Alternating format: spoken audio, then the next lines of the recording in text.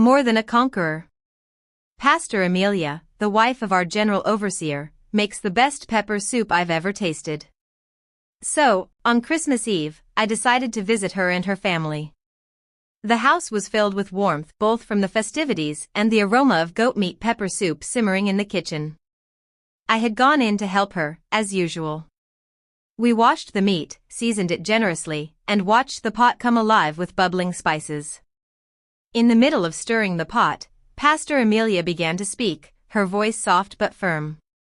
You know, she said, a lot of people get so caught up in the celebration, they forget the reason for the season, Jesus.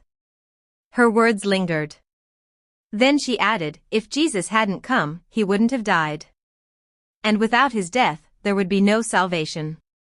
He didn't come for the perfect. He came for the broken. I stood still. I'm Rebecca.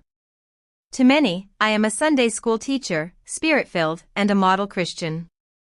Parents in church often point at me as an example for their children.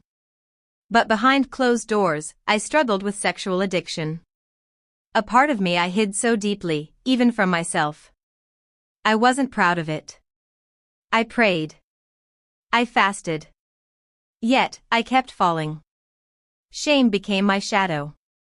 So when Pastor Amelia said, the perfect God loves us through our imperfections, something inside me cracked open.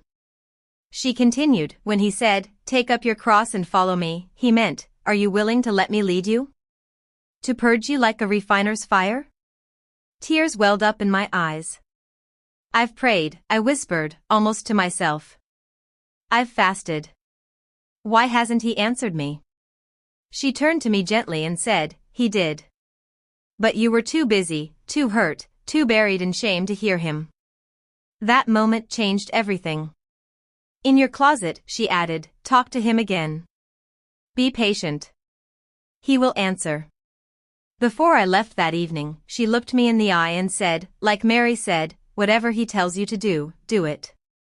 A broken and contrite heart, the Lord will never despise. That was the beginning of my healing. Not all at once, but gradually. Day by day, I walked out of the claws of addiction. Not alone, but with Jesus holding my hand and Pastor Amelia praying beside me. Now, I stand not just as a survivor but as more than a conqueror.